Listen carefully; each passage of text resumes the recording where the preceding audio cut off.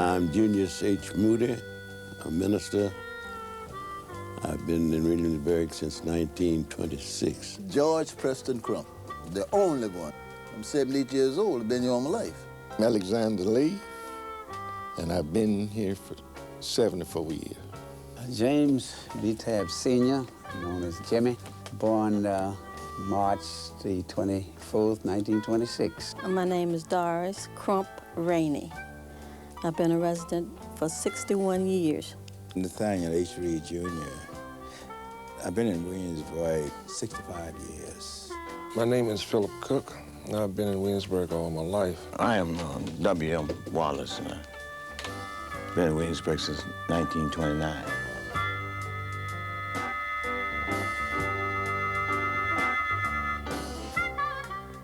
I don't remember the Depression because it didn't seem to be any different to me. I was young. I wasn't working.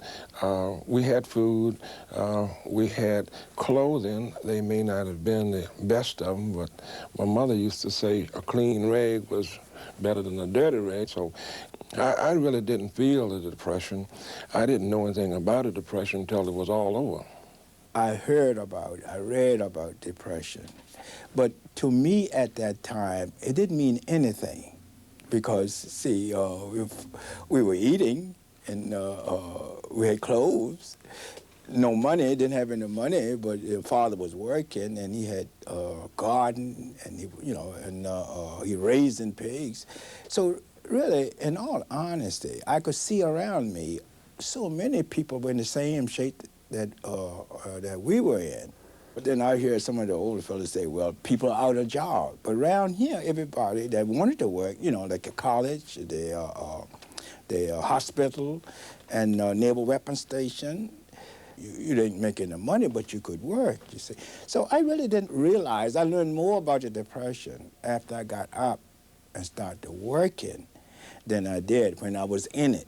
There were some people who were not as fortunate as we were because we had a large family during that time. And my family, well, as you know, I came from a background of hard-working people.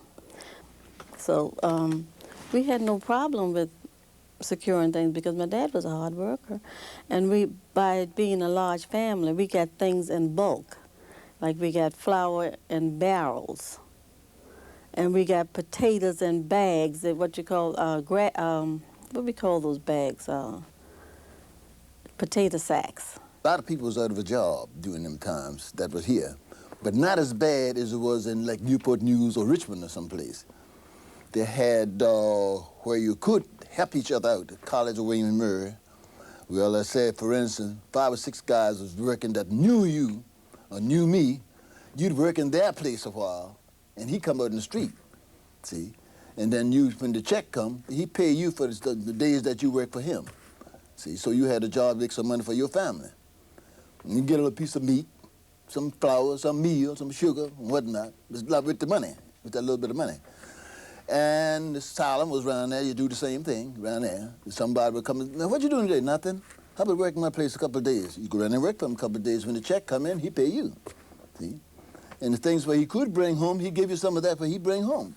Like sometimes they have leftover meat, pork, veal or whatnot. He said, well, I'm going to buy a cab. Mr. Crump said, no, he ain't working nowhere. Bring by your house. This is where you lived, that way. That's the year that I couldn't go back to college. I went to Virginia Union in 1919. That's when the colleges had high schools. There was no high school in Smithfield where I was born. So I went to high school there. I stayed there at Virginia Union until I finished high school and went 3 years in college. Went up to the 3rd year in college. And the Depression broke. I had gone to Baltimore that summer to work, to get money to come back to school. I could have gone back if I had just about $200. But didn't have but 100. It was during the Depression that I built my house. A Lattimore from Hampton, he had built 1 or 2 houses in Hampton. He came up here and told me that he would build my house, and he would allow himself $3 a day for his work, and that he could get men to work for $1 a day to help put up some of the work that he couldn't do. So I engaged him. He built me that house complete, 3 bedrooms and dining room, kitchen, everything. Built that house for $1,000. Labbed and plastered and everything. We had $500, we paid that. And it took us 10 years to pay the other $500. There were some people fortunate, like my dad, had sold pigs, sold wood, you know, butchered meat for farmers and sold it, and he got, you know, a commission, you might say. But money was very scarce, and I do remember him and others working for 50 cents a day, and later on $1 a day. They worked 6 days a week, and at this Mocan farm that, when we met here before, we were talking about, hired between 30 and 40 blacks, maybe 50 blacks on the farm over there, and they were paid daily, of course. And I remember there was relief food that was distributed. You had to pick it up. I don't know where the locality, whether it was handled through a grocery store, but there was some center, I suppose like social service now, that you would go and get this food, broth and hash, you know, beef and mutton. I remember all that. 1930, I had a brother, assistant brother, both in college at the same time. My father did. And his living was made with oysters. He used in the oyster business. He used to tong oysters and sell them for seed oysters. That was his main source of living. Oysters fell from about 15 cents a bushel down to 10 cents. I've seen oysters as high as 40 cents a bushel. Well, things were good then. Then as the Depression came, the price dropped. In one sense, the Depression, I think, pulled people together very closely, because everybody was suffering under the same thing. There was no big eyes and little U's at the time. Everybody helped everybody. As I said, in this area, we were so wonderfully blessed that we didn't have our soup lines or relief or anything, because people here raised most of the food there. The only thing we were short of was money. Things were very limited at that time. Because what helped me a lot and helped many other persons there, we started working with Colonial Williamsburg at a very early age. Yeah, I started as a busboy at the Williamsburg Lodge. And those funds then were used as I made those funds to help to meet the needs of the family. I'm a-rolling, I'm a-rolling, I'm a-rolling through this unfriendly weather. I'm a-rolling through this unfriendly world. You know, that CCC camp was born out of a depression because these boys were in those cities like New York and Boston and all, on the streets. And Roosevelt had them taken off the street and put in these camps. They sent them all far west and everywhere to build roads and to clear woods and everything. They came from all over Surrey, come here to CC camp.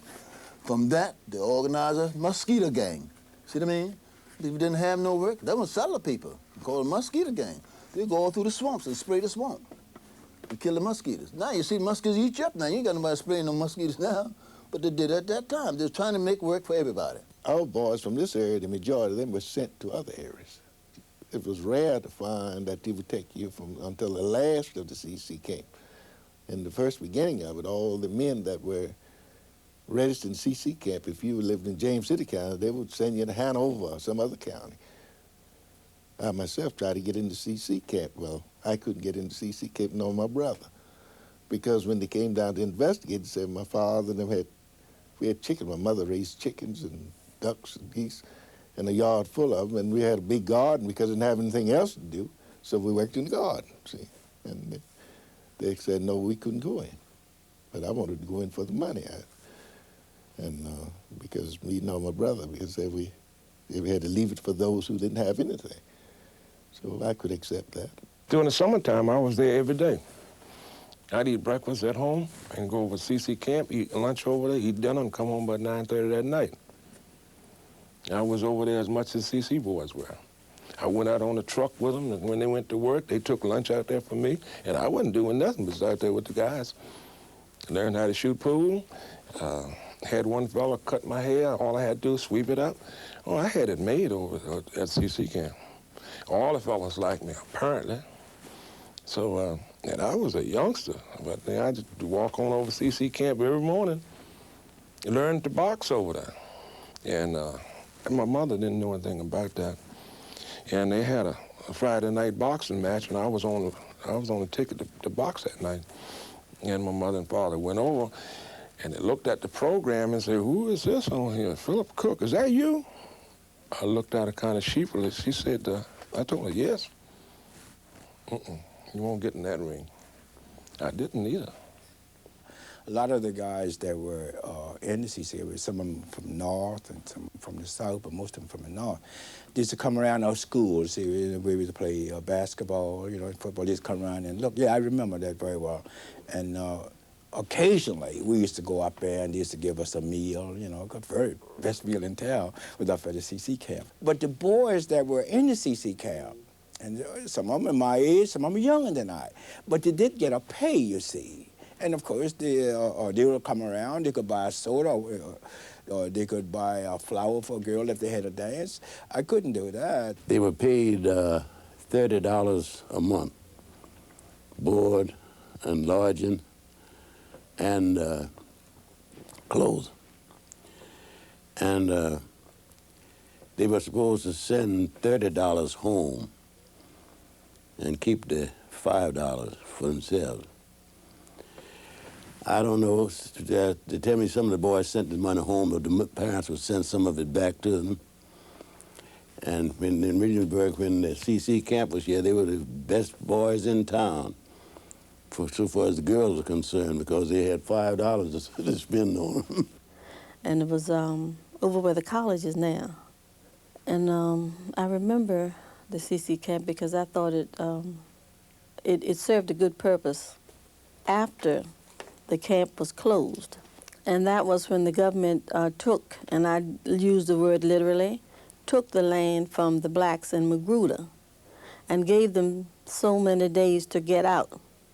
Those who were affluent, which we considered affluent then, there was no problem for them.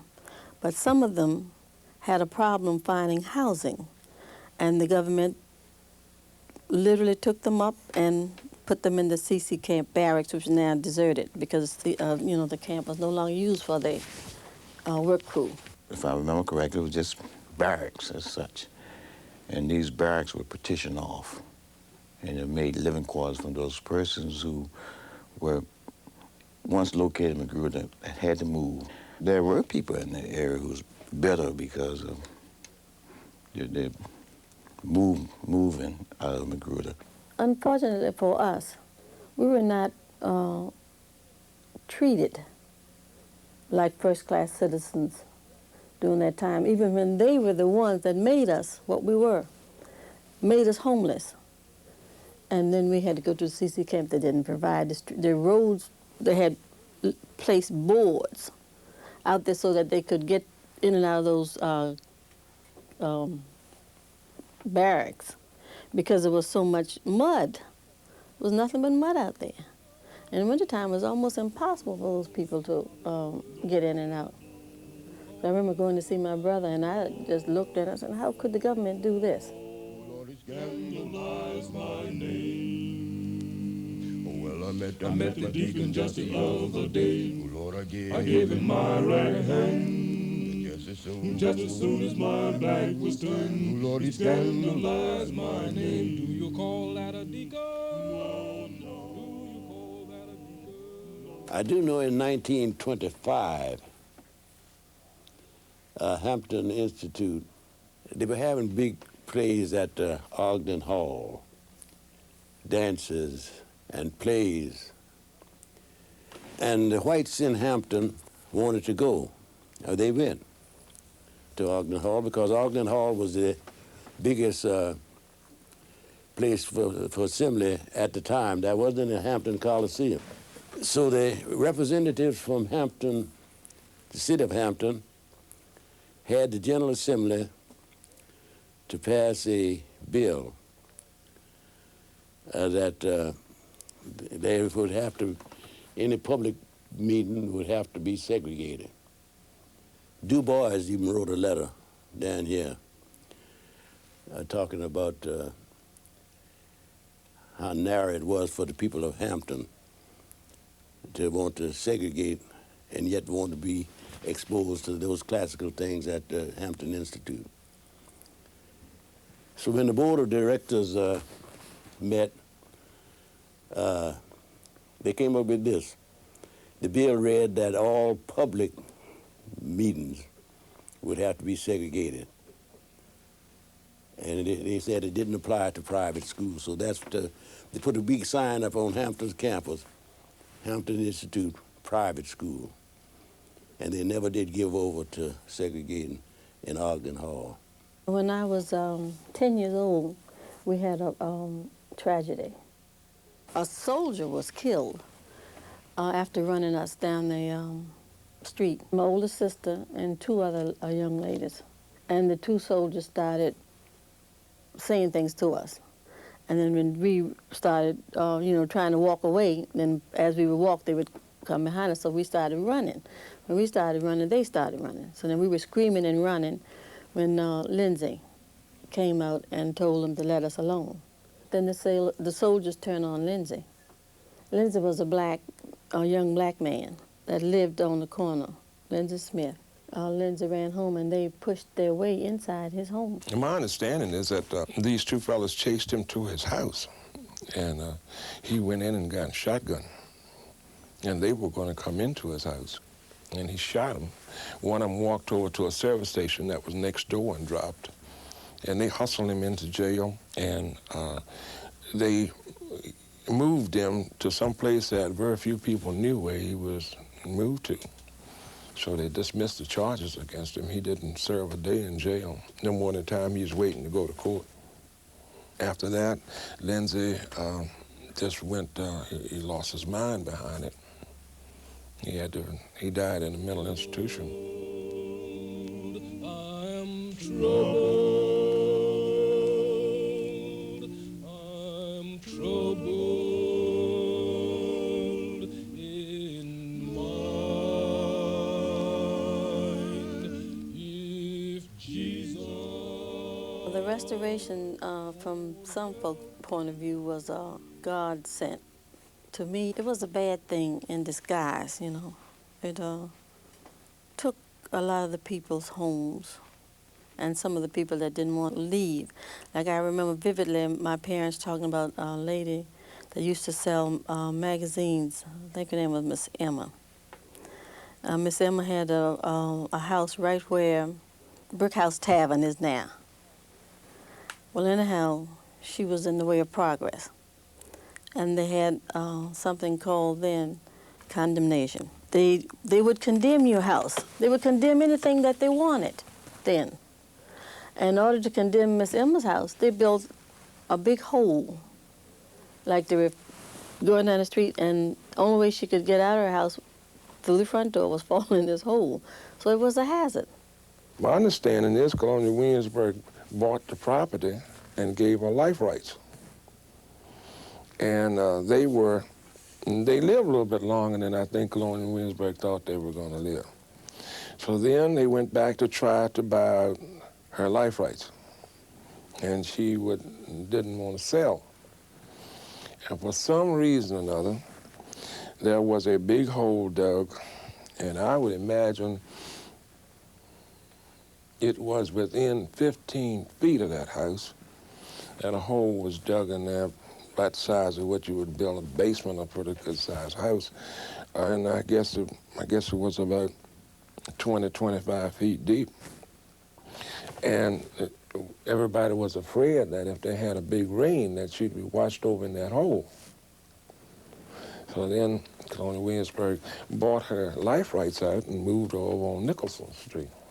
Well, the restoration on Williamsburg in general, the restoration was one of the greatest movements that ever happened in my time around Williamsburg. As you said, the black owned a lot of property. That was at the time. Well, that's all they did. It was just its own, and that was it. It wasn't any particular use. By the restoration coming in, the blacks sold their property and they lived good. It caused people to live. Many of them lived good that they couldn't afford at first. When you're talking about Colonial Williamsburg, well, see, I was in school before I even know what a Colonial Williamsburg, you know, in James City County, and I saw what it did for. Now I'm talking about the black people. What it did for the black, it gave them jobs. Now, the jobs were relegated to a hotel, to a bellman, waiter, dishwasher, houseboy. But see, what people don't, they were a job, you see. And like I say, my philosophy was always to take what they give you, you see. And it's like you're a quarterback in a football. You take what the opposing team give you and make the best of it. That was my philosophy. And when I say that I don't stand for anyone to speak negative of Colonial Williamsburg without my challenge them. My wife's people owned property where the post office is now. Her father, Allen Jones.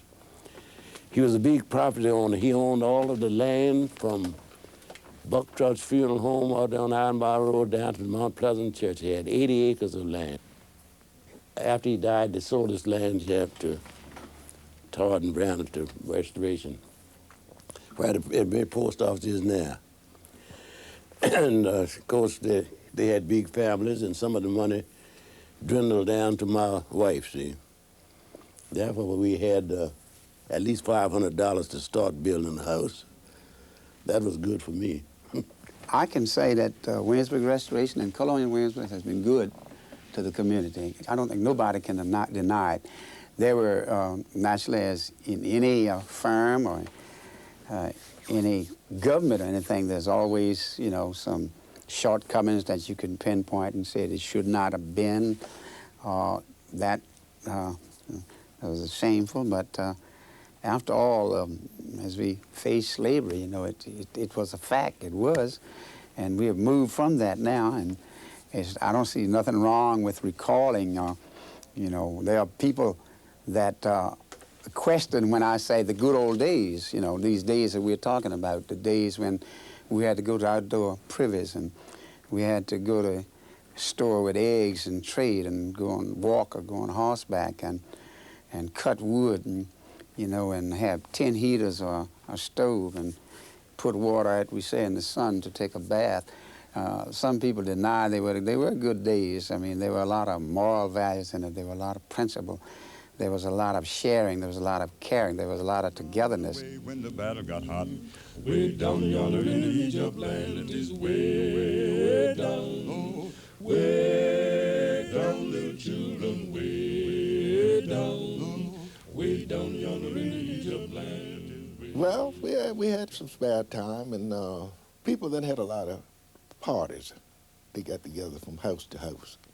See, there are certain houses that people would go, and that all the people would kind of get together. And we had movies. The schools would give, even though James City Training School would have movies on Friday and Saturday nights, and especially Saturday night would have movies. Also, they had a hall, dance hall. Harris's Hall used to be right off from Nixon Street there. This is named Jamestown Road now, see? But it wasn't then. This was just around by there. They called it the road, Mill Pond Road. That was all this, because of Mill Pond there, they said Mill Pond Road. Now, where the Salem used to be, that was the name of that, Salem Road. You see, they call it South Henry Street now. But when we came along, it was Salem Road. That was the name, only name it had. And out there where they called Duke of Gloucester, we call it the Main Street, because that was the main street. Everything was out there. So they named it the Main Street. See, that was they got those names like that. That's where they got them, see. Now, down there where York Street is, where we call York Street, We used to call it Woodpecker Street because a lot of woodpeckers used to hang around and eating up the wood around there, all on the trees and things. And the Capitol, that used to be a girls' academy one time. The boys went up Williamsburg College. The girls went down there, called Academy. And it stuck with the Academy because after that burnt down, the one number just that walked on the fence around there, brick wall, that was all there was left down there. We used to go down there and walk on the brick wall and take pictures of them walking around there, you know, doing. And when it snowed, like I'm saying, it snowed then, there wasn't no plane, it really snowed. Back behind there, I think the tree is still there, fell over on account of lightning hitting it. And it stayed alive, laying straight down. But we used to go around there and build a fire by that tree and sit on that tree and eat lunch and everything and ride all the way around there. You could go to the hill, run all the way around by the old jail. I mean, it was deep. Go down with a sleigh ride. And you start from there and sleigh ride all the way down there, and some of the girls and things be fixing something to eat till you get back, hot dogs, hamburgers, and things back there. You eat. And this was a good times then. We had what we call sock hops at the school. See, they would allow us a room, the teenagers, according to classes. So maybe this week the junior class would have a little sock hop and their friends, and the next year, the next week or next month, maybe the seniors would have one. That was our extent of our recreation. Now, in the daytime, you had basketball, football, and baseball in the season, but there was we had no movies to go to. They did have a theater over at the school in the later years in the Bruton Heights that you could go to, but you couldn't go to the movies up here, and no movies to go to unless you went to Newport News, and you know how often you could get to Newport News. I tell you another thing that used to be very popular in Williamsburg. On New Year's Day, Negroes would come from all over James City County and have a parade. Emancipation Proclamation, read the Emancipation Proclamation on New Year's Day. Have a big day that day. Well, they would have a speaker who would speak, and then they'd sell refreshments and all that. It was a full day here in Williamsburg. I think they'd have a queen, Emancipation Queen, riding in a carriage, you know, all dressed up all nice and everything. There weren't very many cars. The people from Toyana would come down on the train, the local train, and in the morning and spend the whole day down here and go back on the local train at night. Saunders, Wilkins, and Tom Kraken. Them was the policemen doing that time, so you had. They all old, too. And you almost could tell when Saunders was coming because they had an old car called a shoe root or something, and they make a lot of noise when it's running. Somebody said, here comes Saunders, now get away from you, man, because you can't go. They would leave and get out of that.